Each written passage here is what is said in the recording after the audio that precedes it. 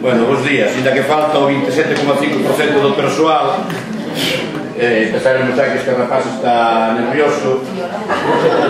Sale o avión ás 11 desde o Porto e ten que apurar un pouco. Bueno, son as 12. Ah, amigo.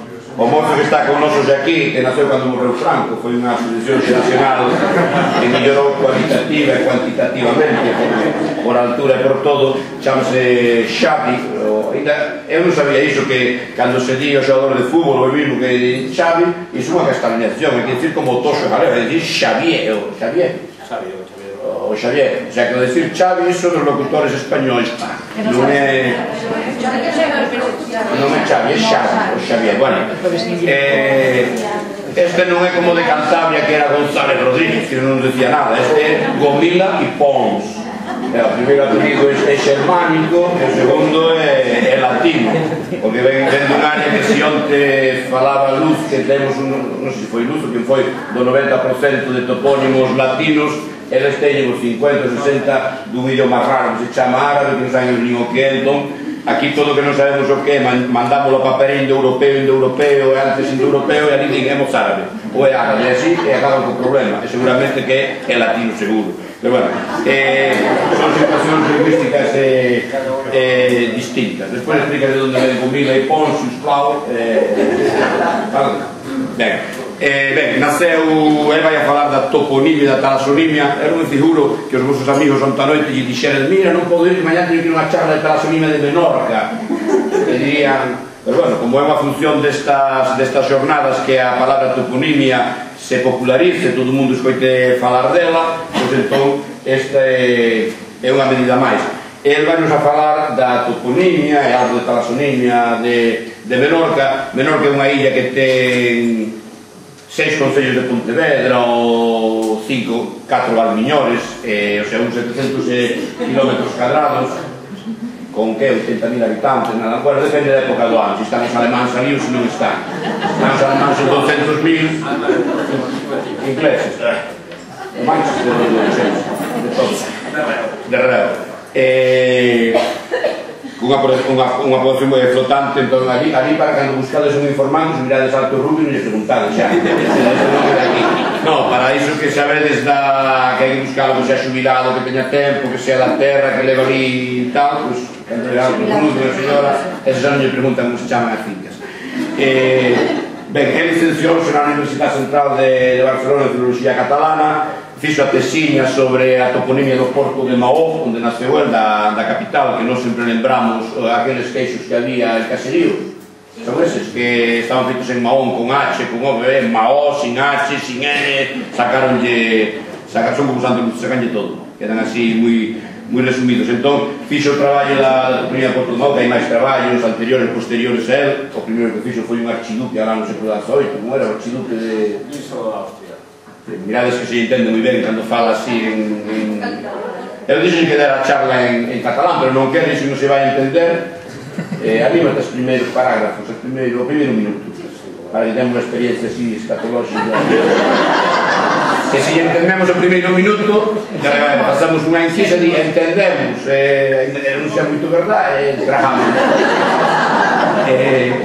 Non, verdad que... Sí. Bueno, a tese de doutoramento matriculouna, pero que fixo? Matriculou a tese e casouse. Entón é un problema que depois de casarse ten parte tuvo 2 fillos, e son pequenos, e iso é... E por outra parte, se tiña axudas unha bolsa de estudos dun organismo calquera do Consello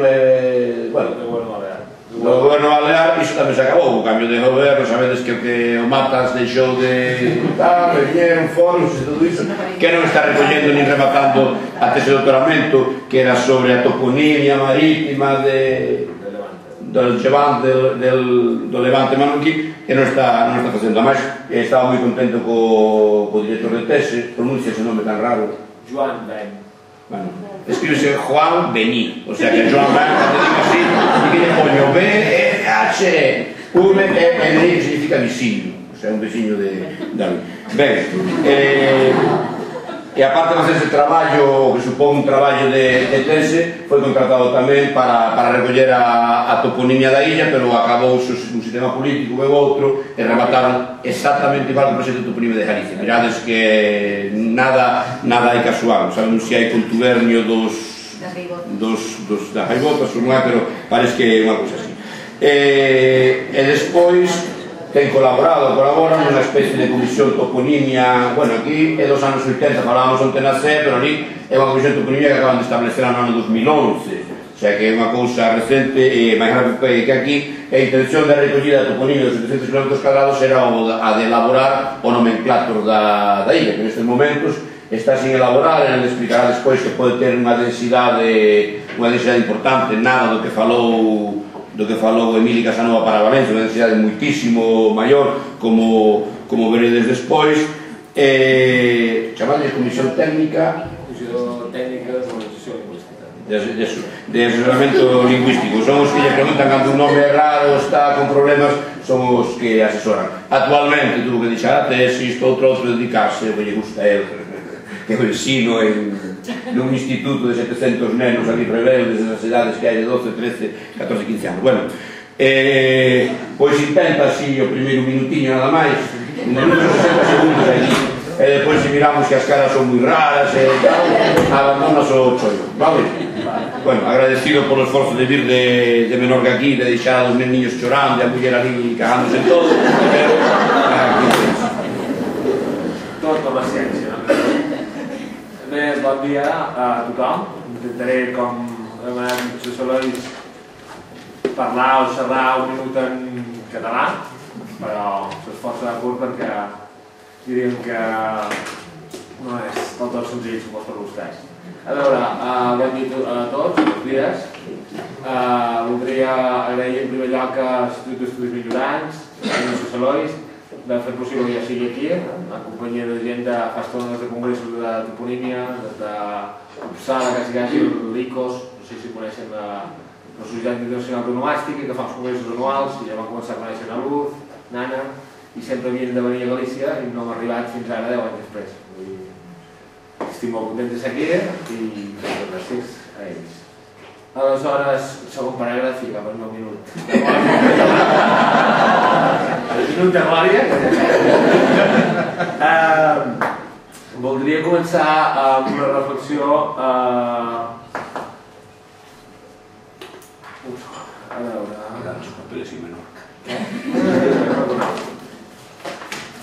A veure, això, voldria començar la meva intervenció, que en principi en el programa oficial, el sector inicial, era la talassonímia de Menorca, i que una miqueta, com veuen vostès aquí darrere, s'ha transformat en la toponímia, és a dir, el cas de la talassonímia és un exemple concret, i us volia parlar d'això. En primer lloc, també pot semblar una miqueta estrany que, diríem, en unes jornades aquí a Galícia, estem parlant del territori que està justament a l'altra banda de l'Estat, i potser és per allò que diu que els extrems es toquen, no? I de fet, i tal com parlàvem ara, la situació sociolingüística i política pràcticament és calcada. És venir aquí i veure aquesta situació de canvi de govern és com el dia de la marmota, aquella pel·lícula, perquè és el mateix. Vull dir, canvien les cares, però és la mateixa situació i els mateixos problemes.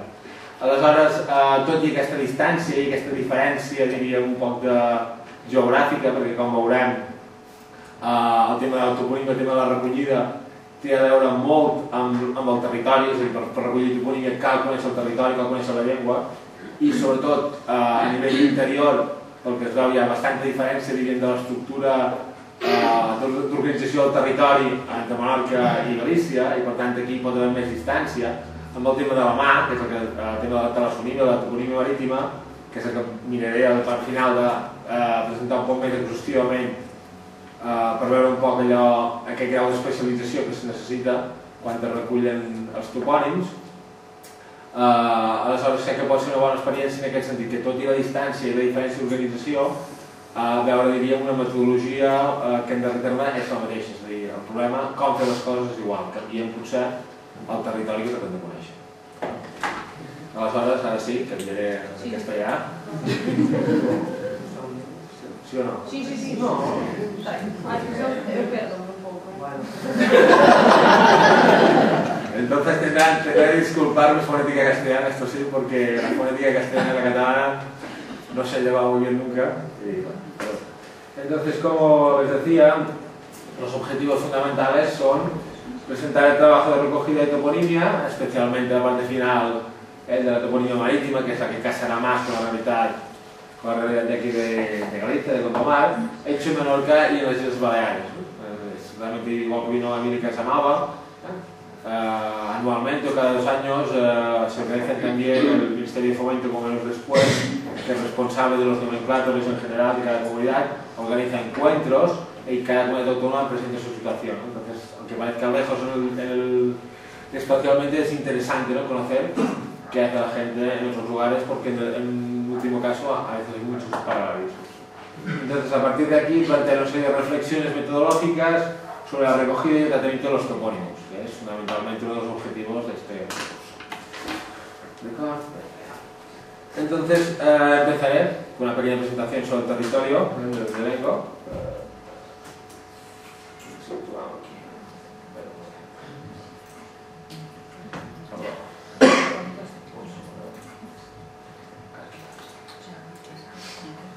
Esta foto es más o menos, este es el archipiélago balear, Menorca.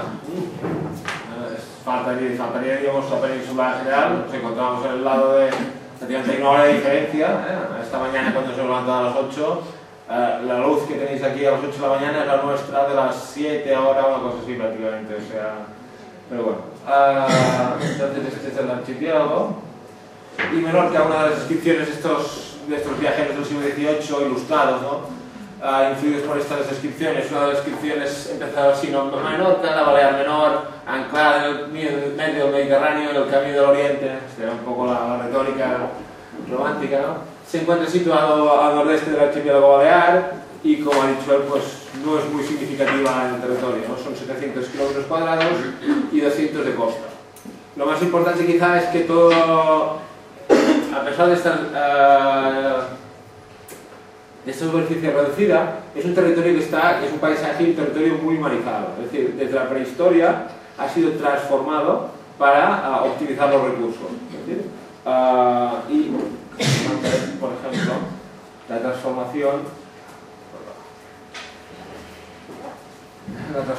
ya desde la prehistoria, no sé si lo han visto, bueno, esta sería la isla en general, más o menos, diríamos que tiene un poco así. La isla se divide en 8 lo que se ven concellos aquí, 8 municipios.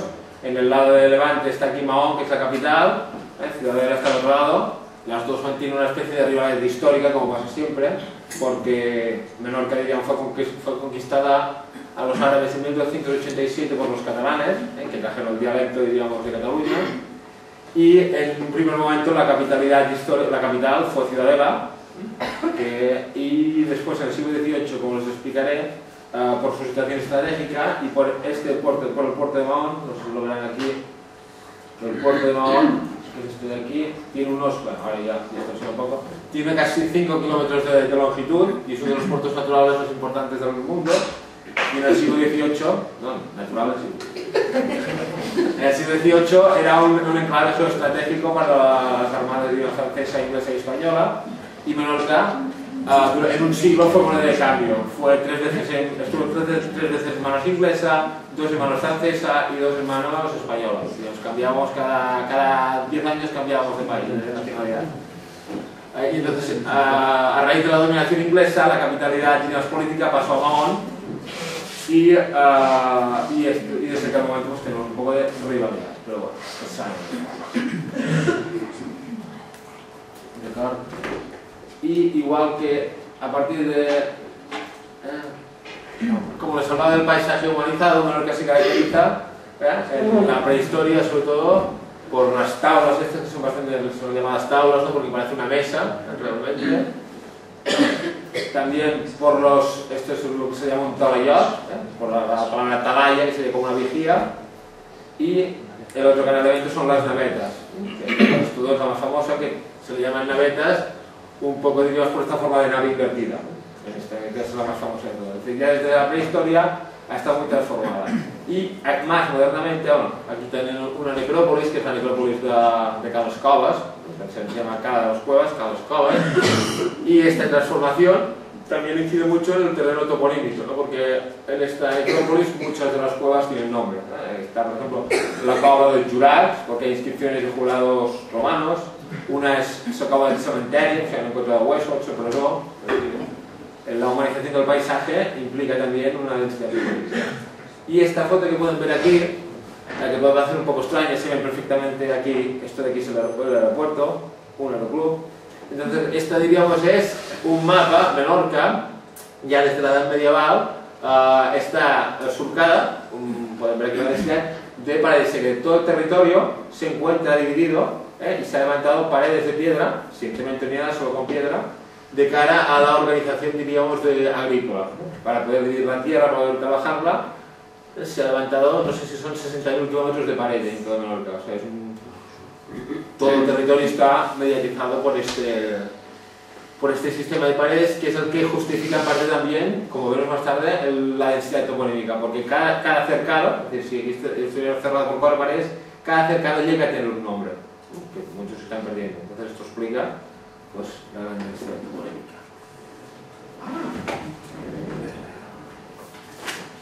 Sí. Entonces, pasemos ahora un poco a hacer una presentación sobre cómo está, cuál es el estado de los trabajos, diríamos, de recogida toponímica en las Baleares y Menorca.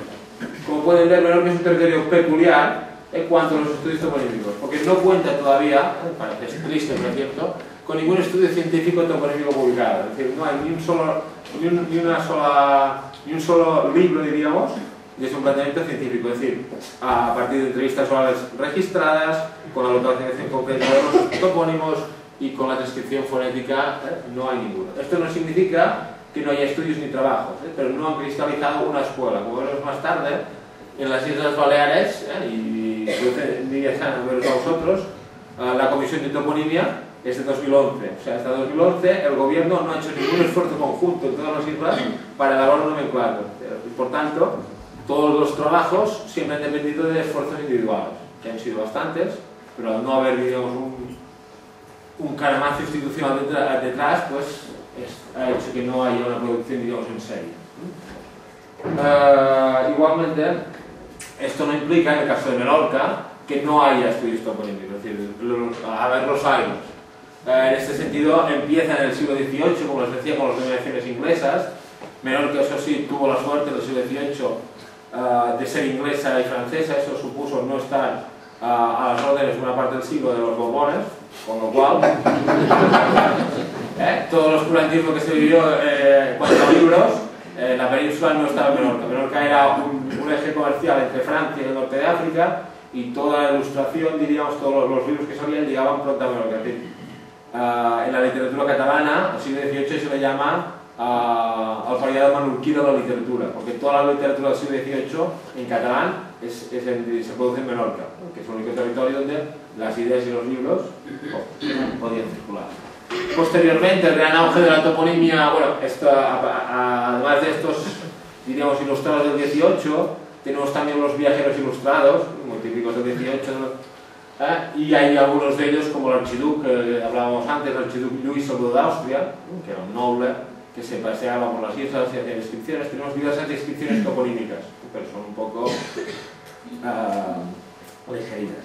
Entonces sí que tenemos un gran auge de estos estudios en el siglo XX, sobre todo con 3 figuras fundamentales que les presentaré a continuación, que son la de Jaume Ferrer-Aledo, que es este sobre de aquí, Jaume Ferrer-Aledo era una especie de científico todoterreno que hacía, diríamos, salidas geológicas, entendía de biología, estaba también a la última sobre los avances en ictiología, estudios sobre peces, tiene un estudio sobre el Rossetti. No sé si han oído hablar del chanquete este de Málaga, del barco de Chanquete no nos moverán. El chanquete es un catalanismo. El chanquete es un pez que se llama junqueti. Esta J junqueti catalana, en castellano pasa a xe, y es el chanquete, diríamos. Y Ferrer-Aledo tiene unas observaciones del 1910 sobre una variante del junqueti, concretamente la especie que está Acia minuta, y tiene unas observaciones en el puerto de Mahón del Chunquete en 1910. Y aparte de esto, pues, como decíamos, hizo diversos recogidas de toponimia. Se puso en contacto con patrones de pesca, que recorrió todo el litoral de la isla, y tiene unos apuntes sobre el puerto de Mahón y sobre toda la costa menorquina. Otra figura después de Ferregaredo, que es, digamos, el gran referente toponímico menor, que es este joven de aquí, que, bueno, distorsiona un poco, que en esta foto aparece junto a Joan Corominas. No sé si lo conocen. Joan Corominas es el gran etimologista catalán, que, bueno, muchos de sus toponímicos dicen el principio del básico de la toponimia, que dice que si una etimología es sencilla, más vale ser que una complicada, se la saltó. Y por eso dentro de la página hágalo complicado y así será más interesante. Pero bueno, a pesar de esto, el trabajo nadie se lo quita. Josep Mascor Mastarrius fue un personaje también peculiar y muy interesante. Es decir, realmente él se fue a hacer, le tocó hacer la mili en África, hacia principios del siglo XX, 1920, y en África descubrió la cartografía, descubrió que la gente tenía mapas. Entonces, cuando volvió a Menorca, decidió levantar él mismo un mapa. Y para hacerlo, digamos que se entregó a la causa. Se hizo vendedor ambulante y paseaba, digamos, por las fincas, vendiendo productos vendía estucos y cosas de estas, y a la vez que vendía, recogía de los países la información toponímica. Entonces, con esta información levantó el primer mapa toponímico de Menorca, el mapa general de Menorca del 51, y durante 10 años, digamos, recogió toda esta toponimia que posteriormente se plasmó en este mapa general y en el corpus de toponimia de Menorca. Y es el gran referente hasta el momento. Y finalmente, este es Miquel Casasnovas Marquès, que falleció hace un par de años, y en el 52 es autor de una tesis doctoral, que también es inédita, porque es el primer estudio científico de la toponimia de Menorca. Es decir, en el año 52, dirigido por Badia y Margarit, no sé si lo conocen también, es un gran filólogo catalán. Entonces, Casasnovas, a sus órdenes, hizo una toponimia de Menorca, en la cual sí que hizo una tesis a partir de informadores y están las descripciones fonéticas. Lo que sigue, diríamos, un poco sin publicar. Y digamos que engancha con esta gran línea de grandes filólogos y dialectólogos catalanes. Y después de estos, venimos a la generación más joven, que somos los que tenemos que cristalizar, pero estamos en ello. O sea que esta es la situación, que no hay, digamos, un trabajo sistemático, pero nos hemos movido a partir de grandes o de individuales. En este sentido, los estudios sobre Menorca, en mi caso, como explicaba José Lois, se inicia con este proyecto de tesis sobre la toponimia del puerto de Mahón, y en el 2008, igual que aquí, con un gobierno, diríamos, diferente del PP, se da una conjuntura política y entonces se decide comenzar el nomenclátor de toponimia de Menorca y tenemos durante 2 años, ¿no?, una persona, que como he dicho era yo, para empezar, digamos, esta recogida sistemática de la toponimia. Entonces, esta compilación, ¿no?, se convertiría o tenía que ser el nomenclátor de toponimia de Menorca, pretende ser una, se plantea desde el principio como una compilación sistemática de la toponimia, es decir, recoger toda la toponimia. Después veremos con más detalle. Y desde el principio quiere aunar a todos los agentes que intervienen en los trabajos de toponimia de las Baleares. Como les he dicho, al no haber una estructura, tiene que ser al revés, que desde abajo creemos las estructuras o tengamos en cuenta todos los agentes. Y además, la intención de contar con estos agentes, que ahora veremos cuáles son, era ajustarse a la normativa europea INSPIRE. No sé si os suena, supongo que la normativa europea INSPIRE es una directriz de 2007 que lo que hace es, o pretende establecer una infraestructura de datos espaciales de topónimos a un nivel europeo. Es decir, cómo hacer un nomenclátor que llegue a ser a nivel europeo común, independientemente del país que origine los topónimos.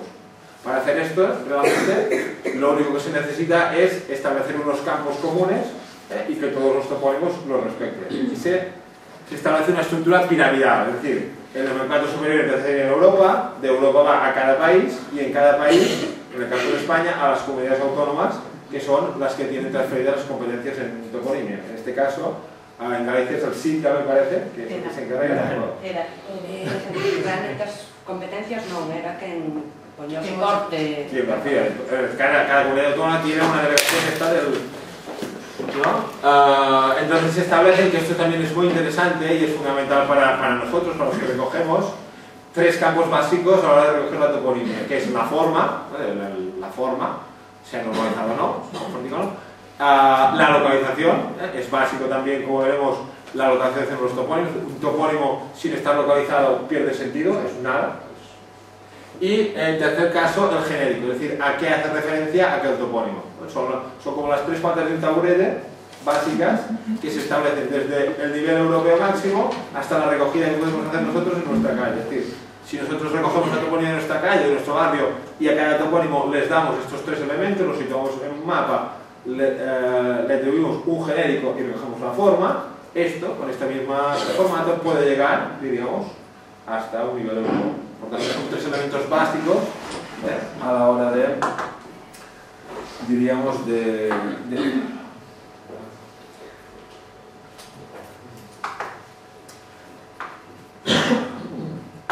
en este sentido,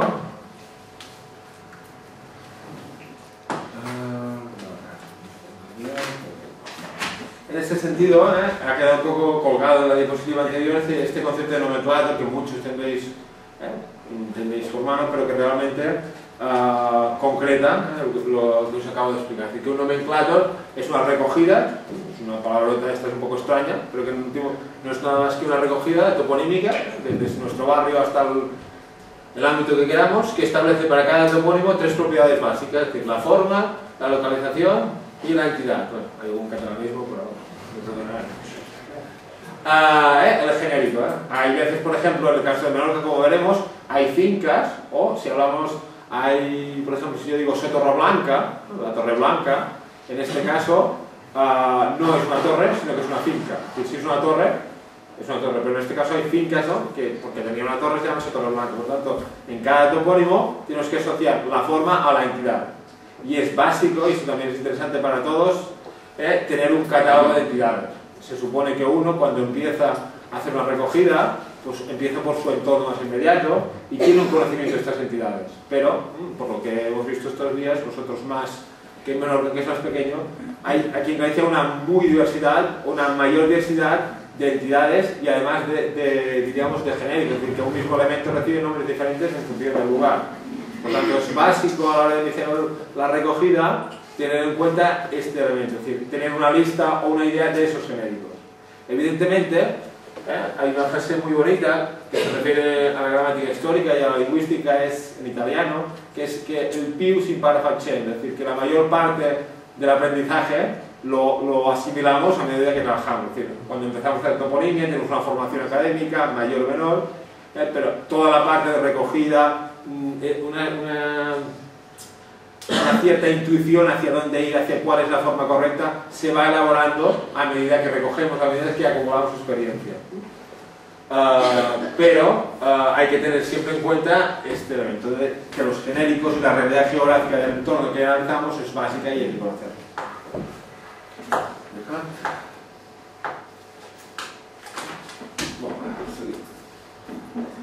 Entonces, como les decía, cuando quisimos iniciar el nomenclator de Menorca, al no haber ya una estructura desde arriba, desde el gobierno que nos guiara, tuvimos en cuenta, diríamos, los tres agentes o los tres elementos que son los que tenían que estar relacionados con la toponimia de las Islas Baleares.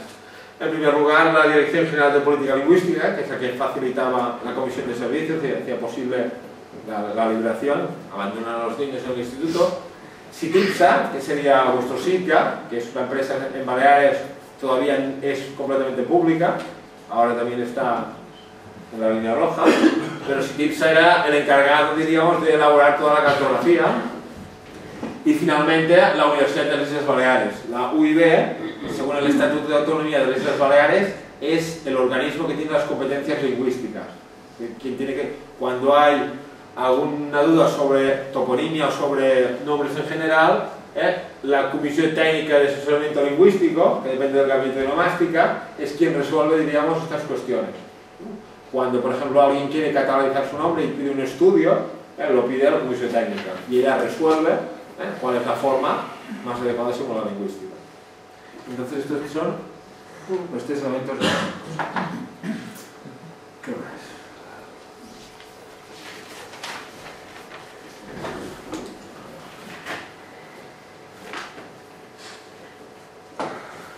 En este sentido, ¿no? Nuestro nomenclator, con estos elementos, bueno, si GIPSA, como verán más tarde, es quien elabora la cartografía, será de utilidad para nosotros.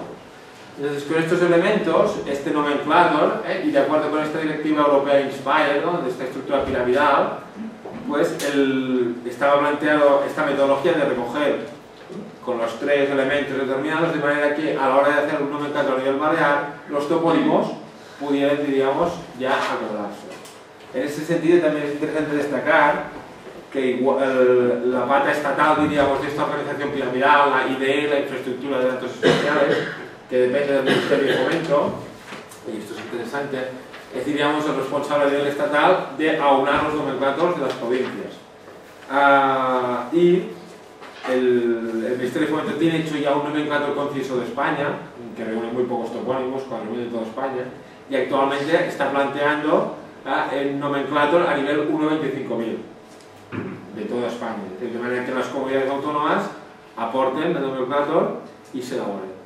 Es decir, para elaborar el nomenclator, el Ministerio de Fomento parte de una metodología muy concreta, que es, ellos tienen una información cartográfica que les llega con los mapas militares famosos, como que también existen aquí en Galicia, el Instituto Militar de toda la vida, y tienen toponimia a partir de las fuentes oficiales, el Instituto Nacional de Estadística, el Registro de Entidades Locales, ¿no? Entonces ellos tienen ya, con estos materiales, desde Madrid se elabora un nomenclator, se pide a las comunidades que envíen el suyo y, diríamos, hacen una confrontación. A pesar de esto, esta metodología es interesante, hay algunos elementos que son casi divertidos, es decir, porque el Ministerio de Fomento, con sus nomenclators, los revisa directamente. Entonces, en un encuentro con gente del nomenclator nos encontramos que había una chica que con toda su buena voluntad tenía desde Madrid la obligación de revisar el nomenclator de Menorca y se encontraba la toponimia en una lengua que no conocía y tenía la obligación, y nos explicaba el caso de un toponimio extraño que veremos después, que es as bolas en Silvias. Un bol es un tipo de pesca que encierra el pescado, y claro, aquella chica se encontraba de aquella forma y tenía que decidir si la forma era correcta y si la localización era correcta.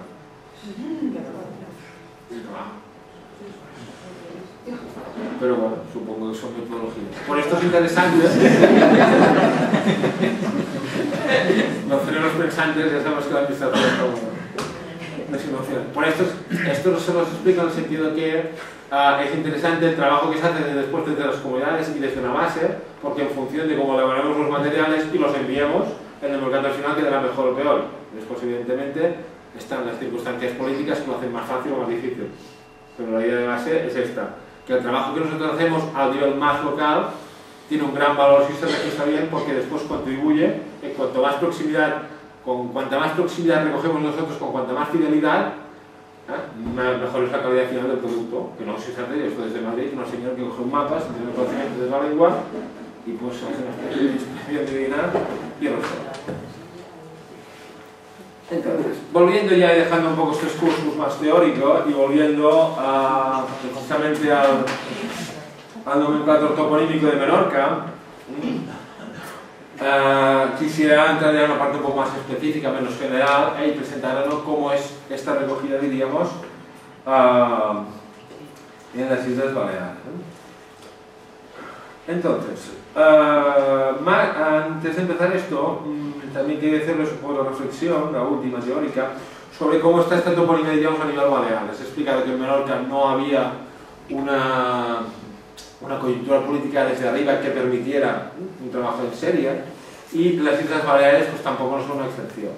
Es decir, en Mallorca y en Ibiza sí que hay trabajos publicados, hay especialistas interesantes en la toponimia litoral, está Cosme Aguiló, es un referente importante, y en Ibiza está Enric Ribas, que tiene publicaciones, pero en general tampoco no hay una línea oficial. Es decir, como decía, solo hoy se les he explicado, hasta el 2011 no tenemos comisión de toponimia. Por tanto, no tenemos esta unión, este cañamazo que permita trabajar de manera sistemática.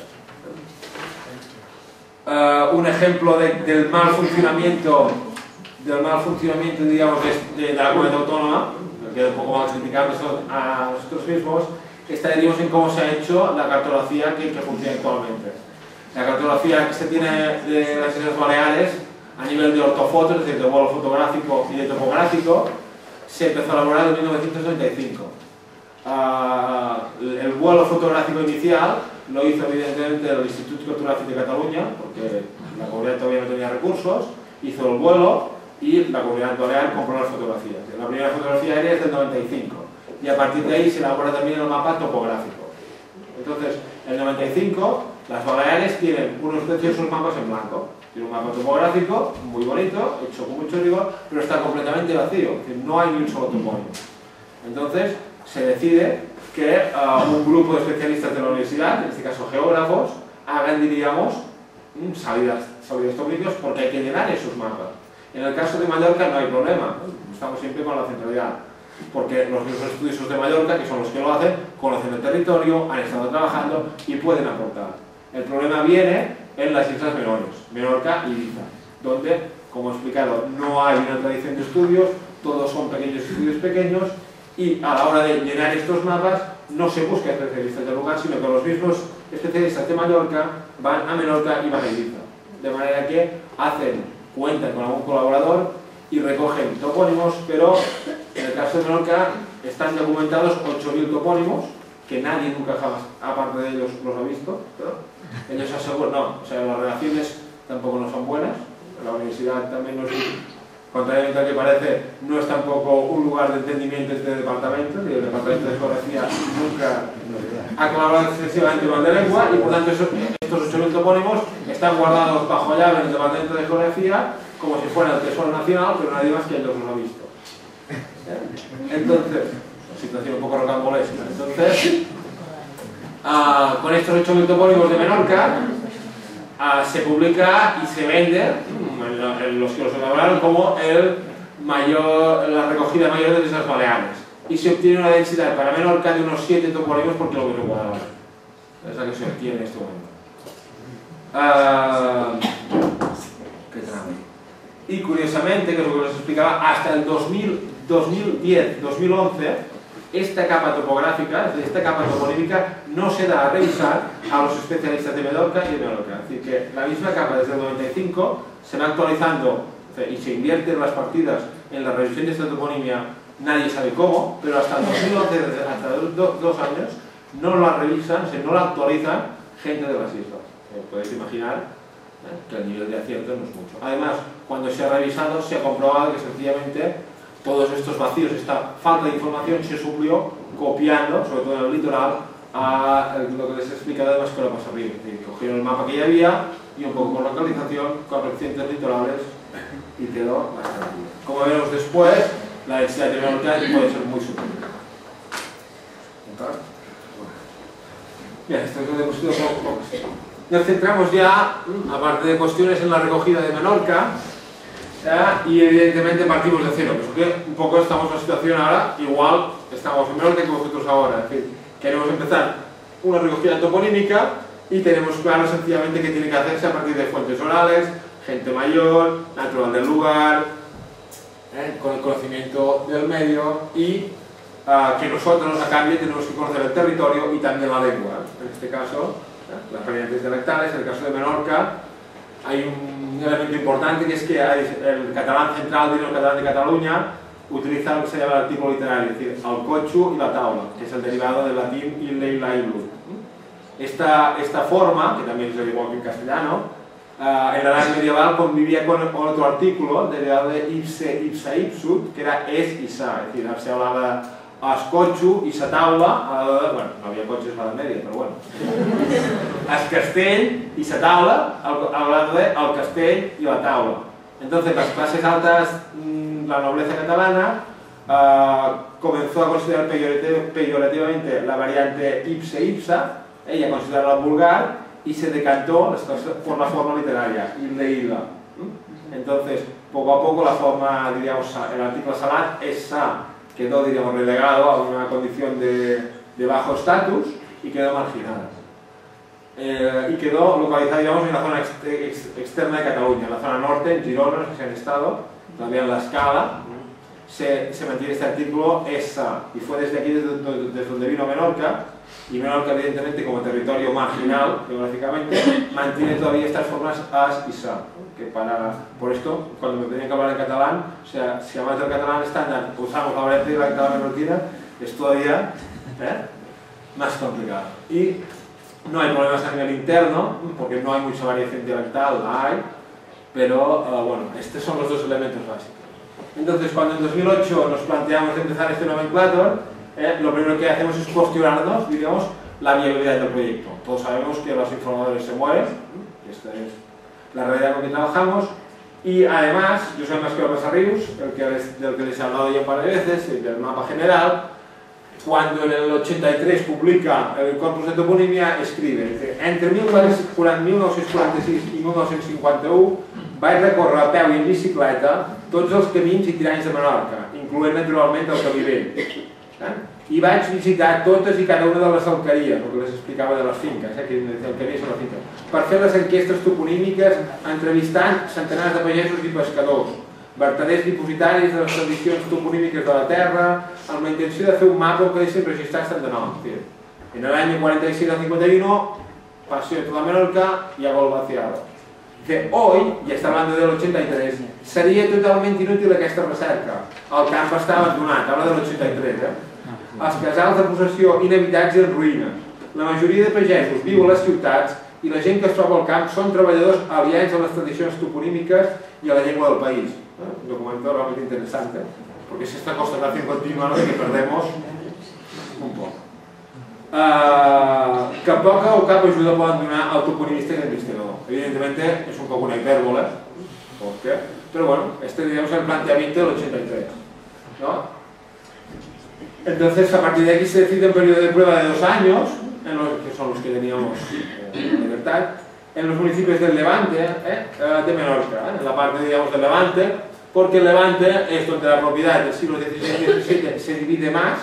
La propiedad de Menorca, lo veremos a continuación, tiene una particularidad, que es que toda la tierra es privada. La diferencia de aquí de los concellos que en los bosques comunitarios, en Menorca todo es propiedad privada.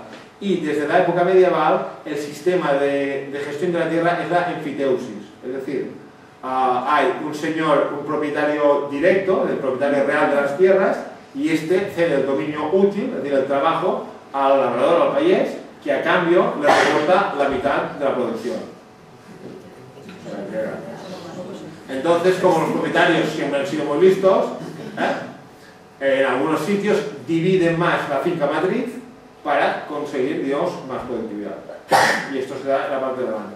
Y además, en la zona de Levante, hacia los años 60, es cuando empieza la industria del calzado, de la bisutería, del turismo, y un señor que trabajaba de sol a sol por un plato de oleaigua, es decir, por un plato de sopa, pues se ve con un horario de 8 a 2, un sueldo que no había imaginado y una vida diferente. Entonces, la parte de Levante Mahón se vaciaba completamente. Y es aquí donde intentamos encantar. Entonces, para empezar, con este hándicap, con esta espada de Damocles, será posible. Diríamos que empezamos la recogida, con la esperanza, eso sí, y tenemos, diríamos, una serie de materiales de apoyo, que son los que, diríamos, nos van a permitir trabajar. Estos mapas son, que ya lo discutíamos de las dificultades que tenéis para tenerlos aquí, son la fotografía de Menorca, es decir, este es un programa del ArcView, no sé si es un SIG, un sistema de información geográfica, que utilizamos con toponimia solo para elaborar los mapas. Y entonces tenemos toda la fotografía de Menorca, en este caso es este fichero que pesa 3 gigas, en 3 gigas tenemos todo el territorio y podemos utilizar y cortarlo a voluntad, es decir, si yo quiero imprimirlo, si yo quiero recoger esta zona de aquí, puedo aproximarme hasta el nivel de zoom que quiera y hacer, diríamos, y sacarlo después. Si tengo un plotter, puedo sacarlo a esta escala 1:500 si quiero. A esta capa, además, tengo también en local todo el cadastro. Podéis ver que esto de aquí son las divisiones orales, cada una de estas de aquí representaría una finca. A veces una finca, diríamos, está dividida en más de una parcela registral. Pero a grandes trazos, yo a partir de aquí puedo sacar los límites exactos de esa finca. Y además, contamos también en local con la foto del año 56. que tienen los americanos.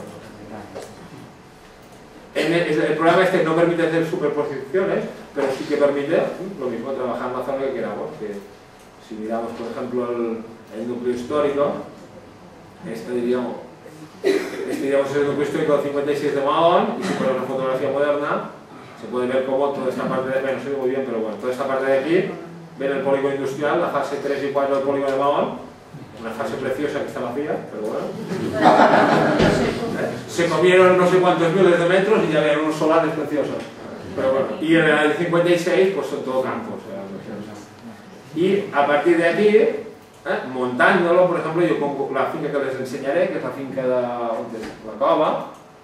En esta finca, diríamos, yo puedo superponer la foto aérea, los límites de la finca, la información toponímica que tiene el gobierno, que no es mucha, y el mapa topográfico, es decir, este conjunto amasijo de líneas que tienen aquí se corresponde una de estas líneas con las curvas de nivel, otra con las líneas de tensión, otra con la hidrolínea. Entonces yo puedo seleccionar y puedo lograr un mapa completo. Es decir, si es una zona completamente llana, las curvas de nivel no las quiero para nada.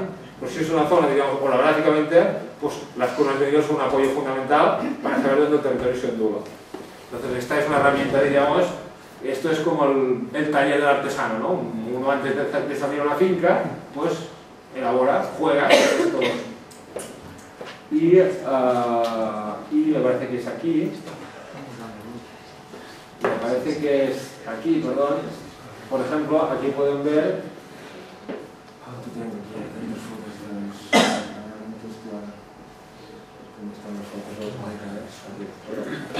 Aquí pueden ver, me parece que es. Esta es toda la finca de que yo les presentaré. Esta finca se llama La Cova, son 159 hectáreas. Este es un mapa en blanco del año 56. Aquí se ven las casas prediales, la era, y la siguiente es la foto del 2007. Es decir, yo, cuando salimos al campo, en este caso lo imprimimos a escala 1:2000 o 1:3000, y salimos, digamos, con estos materiales. ¿De acuerdo? Con toda esta información, además, tenemos también en el término de Mahón un catastro del año 1957, que es muy interesante porque hay fincas que se han segregado y comparando, digamos, el catastro del 56, estas fotografías de catastro del 56 con la foto en blanco y negro, los límites, uno aprende a dibujar líneas, pero entonces tenemos todas estas maneras para hacer las entrevistas. Entonces, esta, diríamos, es la manera de trabajar. Es decir, salimos al campo, recogemos, de momento vemos la toponimia litoral, del campo, después veremos la litoral. Entonces, con estos materiales, después, que también es muy interesante, algunos propietarios, porque el problema en la toponimia del campo es esto: ustedes tienen, o nosotros tenemos esta imagen, y se trata de que, miren, se los traigo el zoom, se trata de que cada cercado de estos, después la opción, cada cercado de estos, las paredes, las líneas rojas indican las paredes. Entonces, cada cercado tiene un nombre. Y en algunos lugares, cuando el hombre es mayor y no se puede ir, es un auténtico rompecabezas. De que alguien que tiene un conocimiento te explique esto no es así, esto es realmente complicado. ¿Entiendes? O sea, el país conoce esto con los ojos cerrados. Dice, esta tanca d'aquí que fa mitgera amb aquest camí d'aquí, ahora cambio, con este camino de aquí, tal, esta tiene tal nombre, y debajo hay otra un poco redonda tal y cual. Pues, esto a veces te vuelves loco, porque estás con el 56 y el hombre va hablando y tú vas poniendo puntos sin saber cómo. Pues a veces,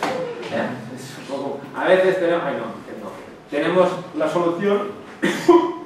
Esto que tienen aquí, aunque no lo parezca, es el mapa de la misma finca levantado por el payés. El mismo payés levantó a mano, si se fijan, este de aquí es la era, levantó él mismo, bueno, se ve un poco mal porque es un escaneado de un original, siento.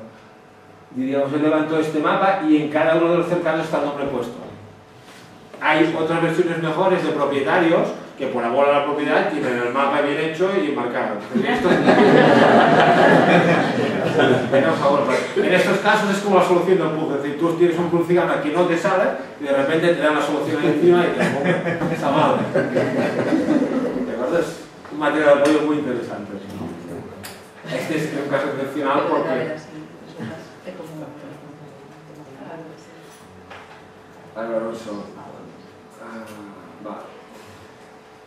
El otro gran elemento es la cartografía histórica, que de momento lo hemos dejado un poco aparte, pero bueno. Entonces, en estos 2 años para lo que es el campo, se comprueba, diríamos, que lo que recogimos de estos términos municipales es un 80%, es decir, que todavía es posible, parece mentira, pero recoger entre el 80 y el 100%. El trabajo además tiene una parte detectivesca que es muy interesante. Es decir, en Menorca, como han visto, la organización del territorio es en estas fincas, así como aquí pueden ser los concellos, como cada finca tiene unos rindes, cada finca, diríamos, es como organiza el territorio. Entonces, la manera de recogerlo es buscando el país de cada finca, ¿de acuerdo? Por esta situación que os he explicado de la enfiteusis y de las duras condiciones de vida, había mucho movimiento, es decir, la gente estaba un año en una finca, pues el propietario era más tirano o menos tirano, o la propietaria era más o menos y se llevaba mejor o peor, y tenemos situaciones diferentes. Una familia puede estar en una finca 500 años, o una familia puede llegar y al cabo de un año, diríamos, irse de ahí. Entonces, la manera de encontrar los informadores, digamos, es como una especie de red. Se empieza por uno, y cuando, diríamos, esto que hemos visto aquí de la cova, cuando el señor de la cova, cuando el país de esta finca, dice, a ver, su finca con qué finca linda, ¿no? Esta finca de aquí, esta finca de ahí. ¿Y quiénes estaban en esa finca cuando usted estaba ahí? Entonces, a partir de aquí se creando como una red, diríamos, que te permite llegar a los informadores. Y llega un momento en que pues, conoces casi, digamos, a toda la generación. En este sentido, es interesante plantear unas cuestiones con los informadores, que es un poco cómo tratar todos estos datos. Es decir, y esto es lo que les explicaba de que el più si va facendo. Es muy importante recoger los datos de los informadores. Es decir, recoger cuando se le entrevista y grabarlo, evidentemente lo ideal sería grabarlo en vídeo. Y sí, es así, hoy en día con la tecnología esto que es un poco caro, pero las entrevistas tendrían que darse en vídeo. Porque en el caso de Menorca, en esas entrevistas, además del valor de la toponía por ella misma, lo que tenemos es grabados, están todos aquí dentro, o sea, así la última generación de gente que estuvo en el campo, el testimonio. Es decir, a la vez que hacemos toponimia, estamos haciendo historia oral. Estamos recogiendo, diríamos, un valor, también en Menorca hay un archivo de Manchester, es decir, estamos recogiendo el testimonio de la última generación, como dice, que trabajó en el campo, ¿no? Que son los de las fotos que antes se avanzaban. Estas fotos de aquí, por ejemplo,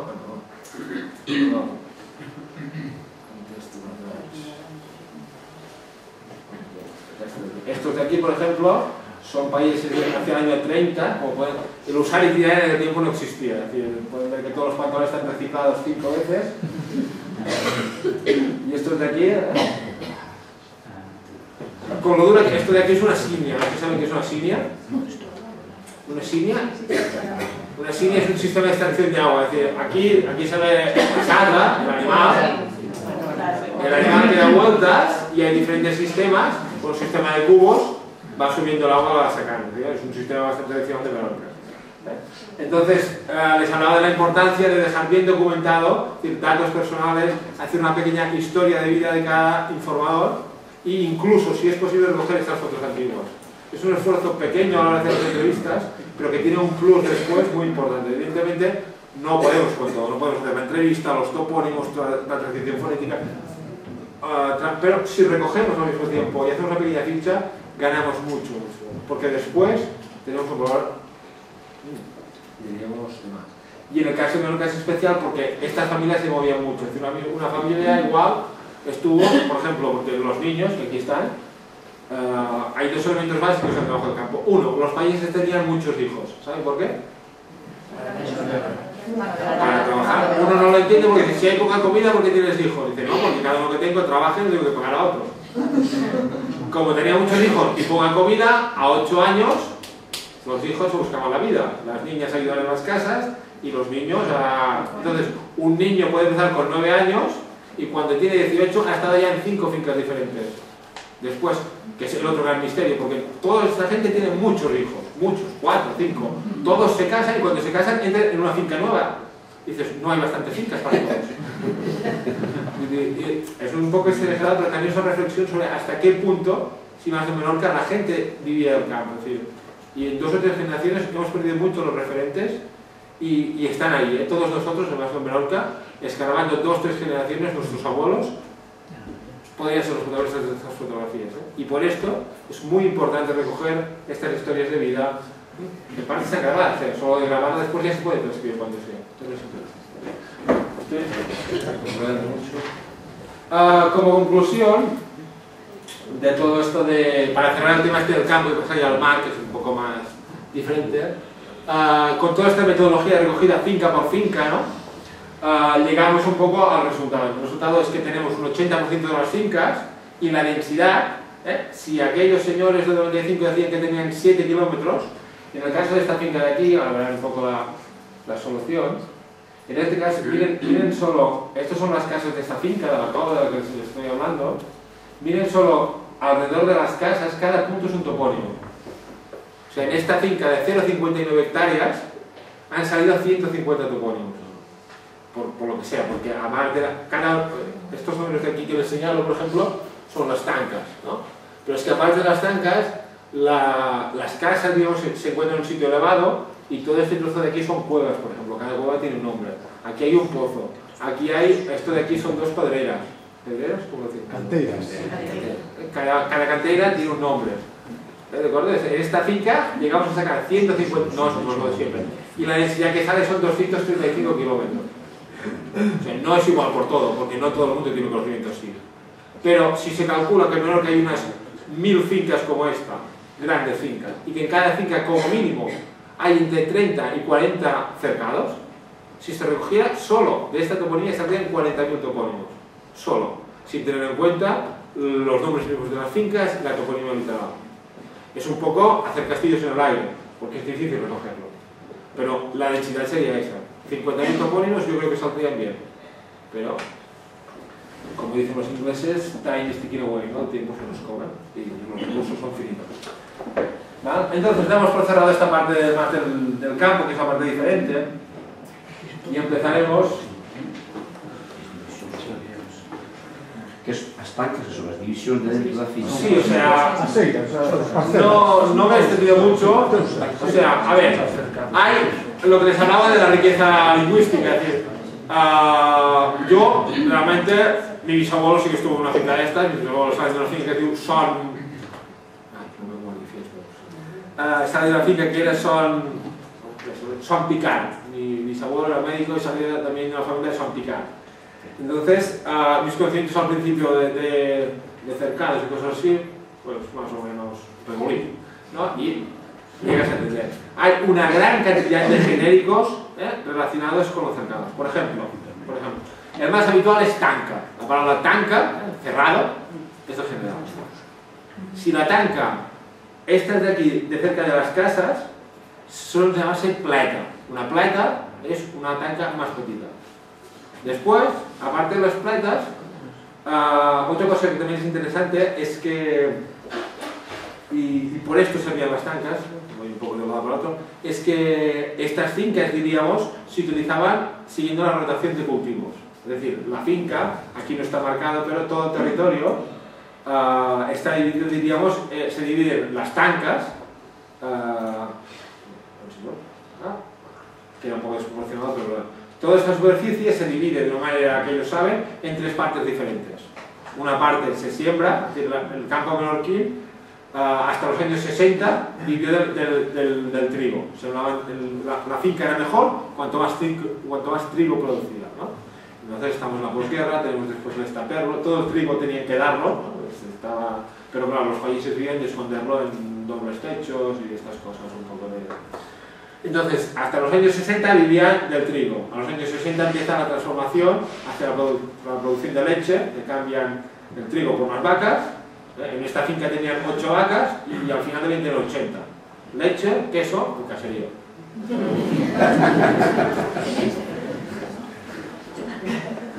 ¿De acuerdo? Entonces, las tancas sirven precisamente para separar. Y estas divisiones se llaman semanters, de simiente, ¿no? Hay 3 semanters.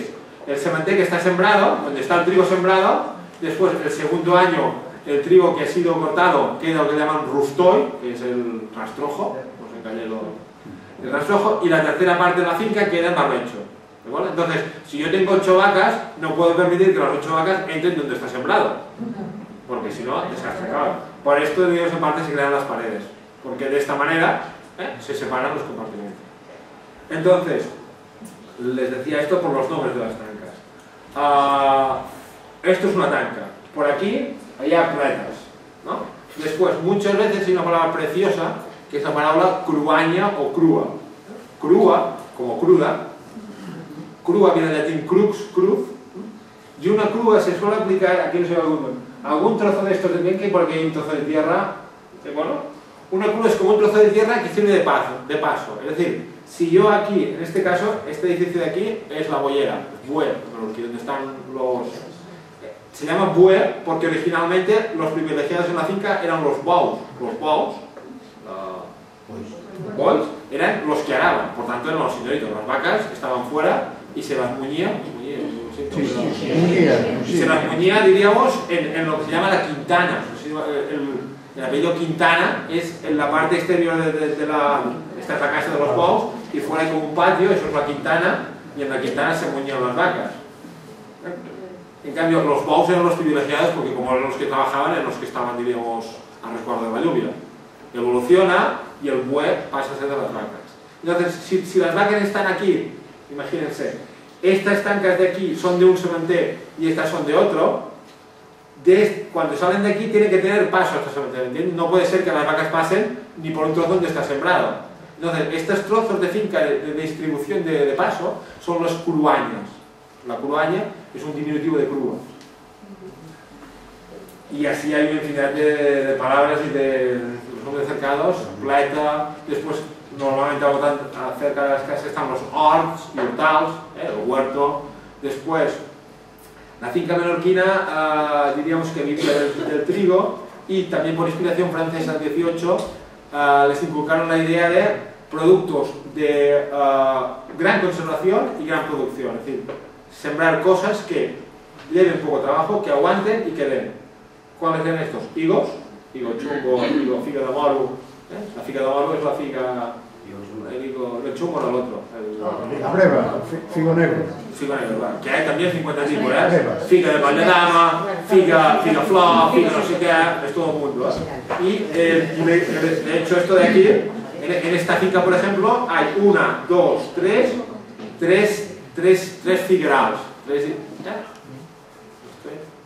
Por tanto, me recuerdo, productos sencillos, higos, algarrobas, también, ¿qué más? Todo, figueras, pessoa y había otro. Y son de almendros, gracias. Son los 3, la tríada de producción es esta. Y todo eso en relación con los higos chumbos, ¿qué se hace? Se alimentan los cerdos. Los cerdos se alimentaban de higos chumbos, higos chungos.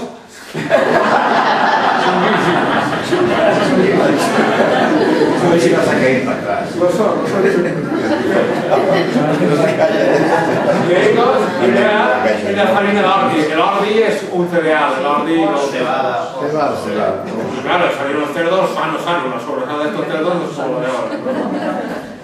O sea, hay una gran riqueza léxica que aquí será un poco diferente, pero que también es la idea que intento transmitir de que hay que diríamos que es esta riqueza, ¿de acuerdo? Hablaba con José Lois después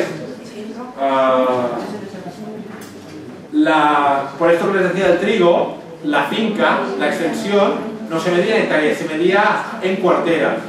Es decir, la finca se medía por los cuarteles, es decir, la unidad de medida de trigo que producía. En un sementer, en una de estas partes, se sembraban tantos cuarteles, una cuartera es como un recipiente así donde cabe una cantidad determinada de... Aquí también, ¿Sí? Entonces, si se sembraban 40, producían 200, por ejemplo, ¿no? Entonces, cuanto más se producía, mejor la finca.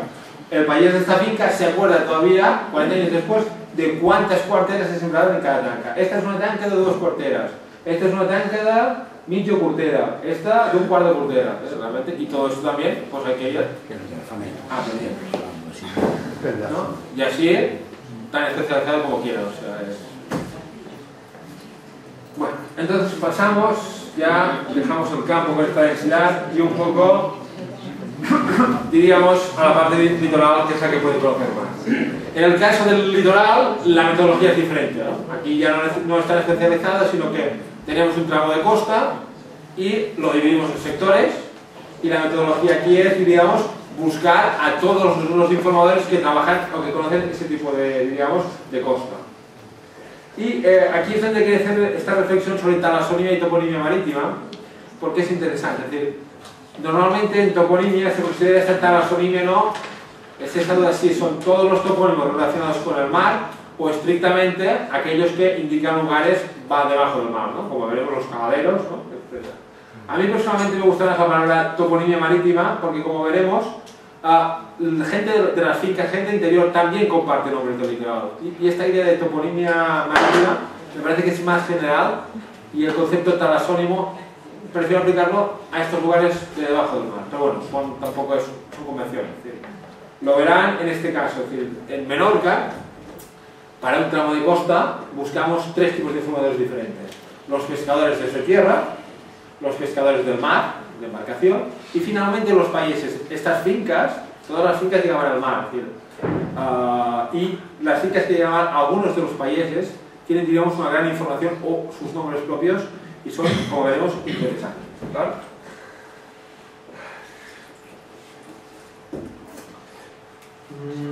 En general, aquí más que en la finca, porque en la finca normalmente tenemos uno o dos informadores, daremos por finalizada la encuesta de un tramo litoral cuando, al entrevistar sucesivos informadores del tipo que sea, no vemos más topónimos.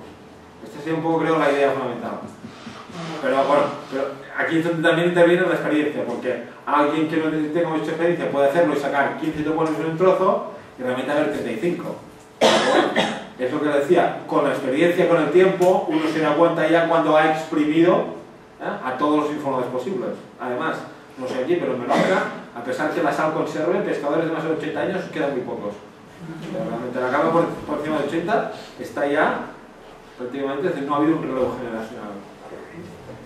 Y esta sería la idea, que coger un tramo, buscar tipos de informadores hasta que no obtengamos más topónimos diferentes. Vamos a verlos un poco por especialidades, ¿de acuerdo?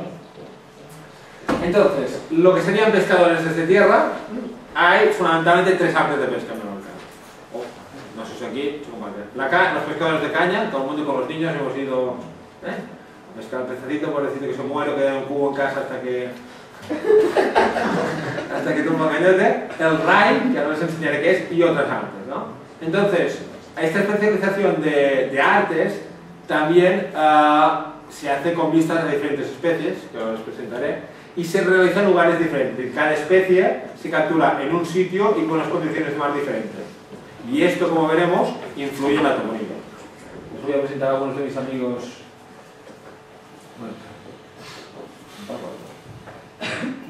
Esta de aquí, no sé si la conocen, porque claro, vosotros tenéis un market de verdad, nosotros tenemos un market de juguete. Y claro, todo es más fácil en un mar de juguete. Uno se puede acercar al mar con más tranquilidad y una relación más de tú a tú.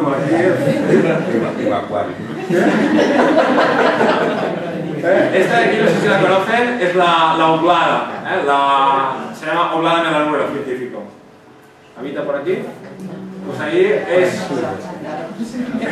es un espario, es bentónico, o sea, recorre la costa a media agua buscando alimento, es muy voraz, es casi como un basurero, se lo come todo. Y diríamos, es una de las... Pero el mucho viene a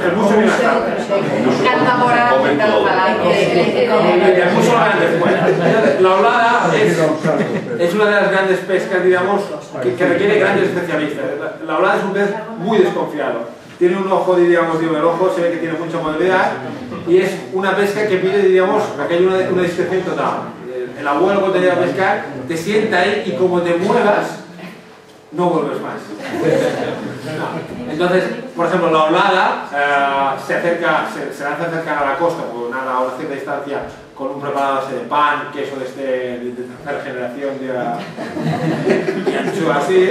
Entonces, es un pez muy desconfiado y pide, por ejemplo, también lo que hablamos de la especialización, pide un día, un poco como he visto en Bayona, que el mar rompa un poco. hay una palabra que es remel, que el remel es cuando el mar pega, hace aquella espuma blanca, que la espuma, y además todo el agua de debajo del agua no es transparente, sino que como aquel blanquecino, allá es el remel, y ese es el hábitat de la ola. La ola se acerca, necesita un trozo de costa que sea como este que haga, o sea, si aquí está la costa, que haga un trozo de costa baja así con un palmo de agua y ella se esconde debajo. Entonces cuando tiramos el pan al mar, la ola desde debajo sube, pega y se vuelve a esconder, ¿no? Entonces la técnica consiste en colocarse inquieto, tirar el pan y tirar la caña con esto y sacarla corriendo. Es una pesca, digamos, que requiere grandes especialistas. Bueno, la que ya teoría que se espantan, que no sé qué, bueno. Y como siempre también es divertido porque toda la culpa son de los monos. Es muy triste. Todos los pescadores viejos dicen que están espantados porque se han escapado porque los pescadores monos vienen con una caña larga y las espantan.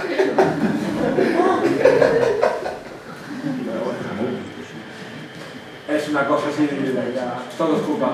Después está esta otra, Bub salpa o sarpa salpa.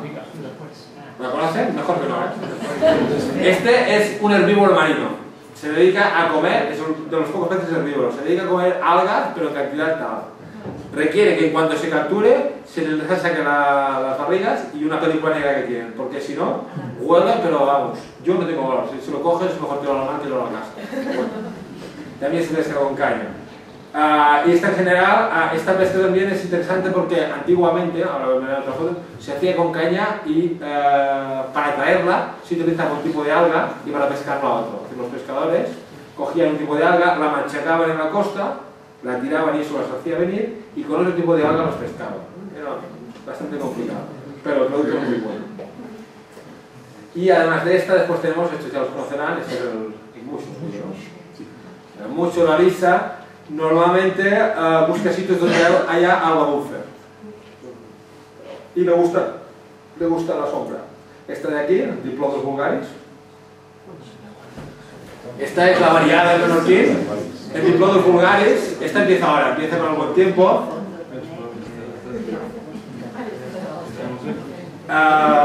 El Diplodocus vulgaris empieza ahora a partir del buen tiempo y diríamos busca sombra, se pesca por la mañana en sitio de sombra. Y después está su hermana, el sargo, este sí. Este es de los más complicados, este requiere una mar fuerte y es una pesca muy de suerte, se trata de encontrarnos donde estén. Un día que el mar esté movido y encontrarnos. Y finalmente, este de aquí, que es la cántara, Spondyliosoma calcarus, que es otro primo. Estos tres son primos hermanos. No es tan frecuente como los otros dos y también han nombrado algunas pesqueras como vemos ahora. Entonces, estas son las principales especies de captura con caña. Con su tiempo, con su... Uno pasa el año, primero con uno, después con otro.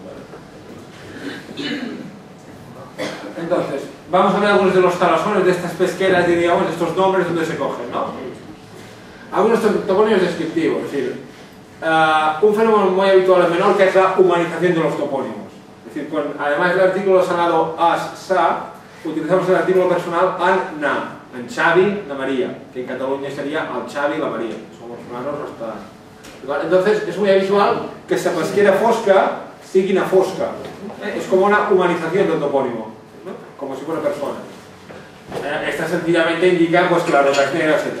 Tenemos dos casos, este es un sinónimo interesante, na negra, porque las rocas son negras, y na narra, que narru, no lo digo a contar, sé que es un sinónimo también de negro, es bastante particular de aquí.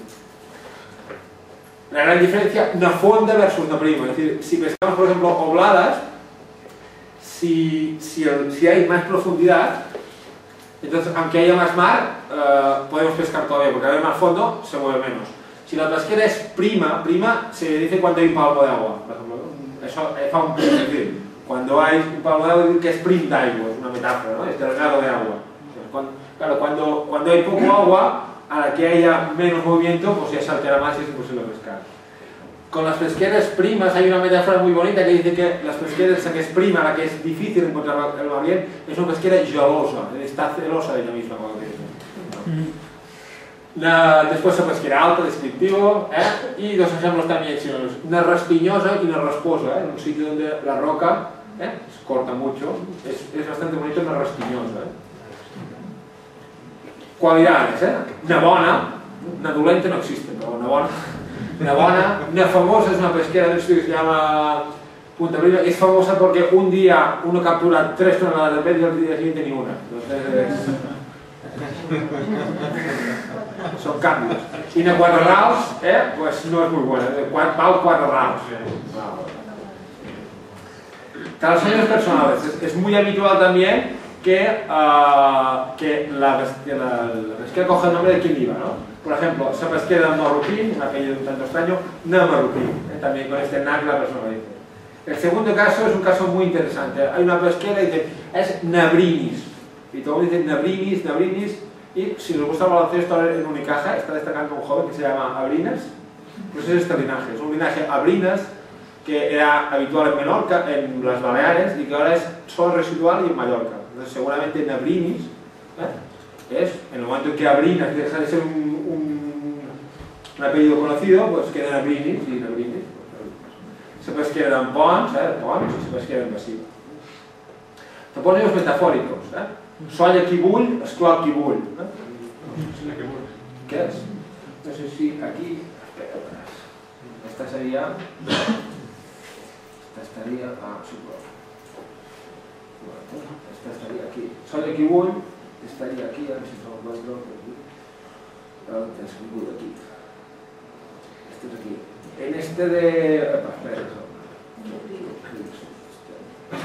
En este trozo de aquí, que se llama, después lo veremos también por el caso, aquí hay una muy famosa que se llama Mellesana, y ¿dónde es? Me parece que este trozo de aquí, que aquí sabéis si demasiado mal, aquí hay un poco de mar, crea como una corriente particular, y todo el rato, mientras el resto del mar está completamente plano, aquí el mar está movido, que bull.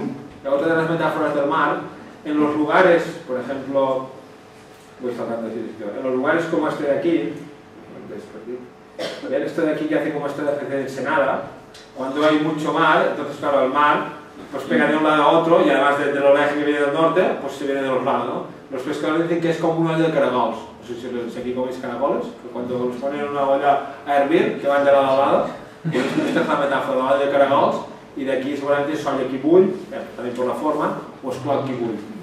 Por bull en el sentido este de movimiento del mar. Y sui de sol. Sui de sol es habitual como pesquera y también como nombre de tanca. Es decir, cuando la orientación es hacia el este, hay lugares en los que pega el primer rayo de sol, pega directamente y el sui de sol. Algunos híbridos. Estos híbridos son pocos ejemplos, pero tenemos algunos de estas dominaciones extranjeras que tenían dejado alguna palabra. El jugador de ple es una pesquera de doblada.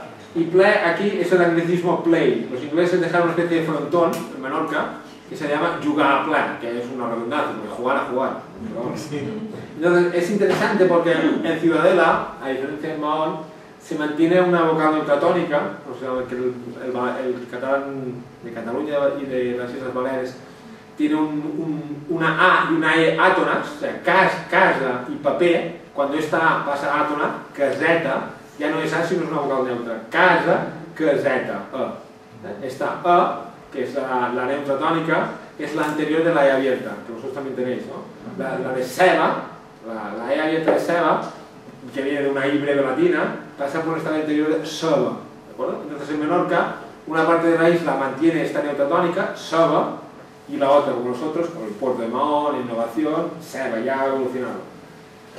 Joan Ben, el tutor de Andrés, explica que en los años 60, en las fincas de Mahón, se observaba que la mujer, la madonna, como bajaba al pueblo, porque el amo, el señor, son como salvajes, que algunos están todo el día con los animales y no se mueven la finca. Hay algunos, es decir, la vida era del amo, de la finca estaba en la finca completamente. Entonces, en los años 60 se observaba que el amo todavía mantenía la neutratónica y de seba, y la mujer que bajaba al pueblo ya había evolucionado hacia seba. O sea, dirá, en este caso. Y al final ha quedado esta isoglosa, ¿no? Que media isla hacia seba y la otra seba, ¿no? Entonces, en Ciudadela, si esto no fuera el anglicismo, si fuera de lleno, dirían el jugador del ple. Pero como es el anglicismo, mantiene el jugador del ple. Es interesante el topónimo en este... Bueno.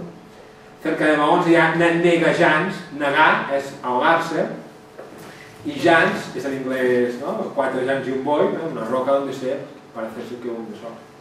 Las peñas de Smith, adaptado así un poco.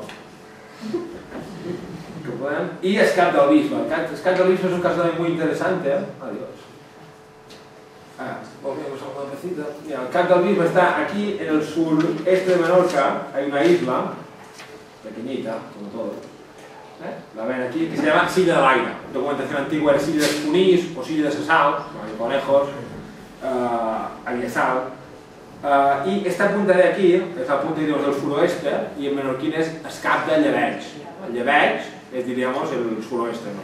El viento suroeste. Entonces, gracias a los estudios de Menorca, se sabe que en el siglo XVIII los ingenieros franceses levantaron mapas, hicieron encuestas. Y se ve que fueron a los países del lugar y decían, a ver usted, perdone, ¿cómo se llama esto? Y el buen hombre de aquí le dijo, ahora aquí es Escat de Llebeig. Como el encuestador era francés, ¿qué entendió? Cap de l'Évêque. L'Évêque, que en francés, del obispo. Entonces, hoy todavía se mantiene la dualidad Cap de Llebeig, Cap del Obispo. Es decir, este topónimo que entró por error en los mapas, hizo fortuna, y hoy algunos informadores te dicen que de las dos puntas, esta es Escat de Llebeig y esta es Escat del Bisbe. O sea, entró por error y ha vuelto a los informadores. Y es un caso, digamos, de eso.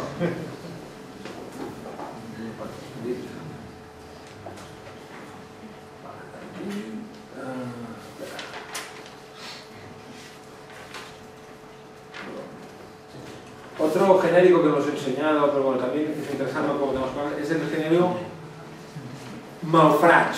El genérico Malfrach, que también estaba cerca de por aquí. Malfrach.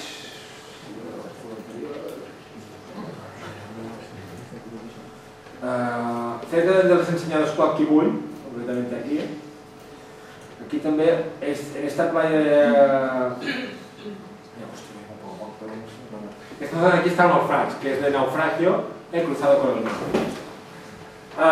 Más cosas, bueno, no digo antes porque me estoy pegando. Un segundo tipo, dejando las pesqueras de caña, sería, digamos, una pesquera de ray. El ray, no sé si saben qué es un arte de pesca circular.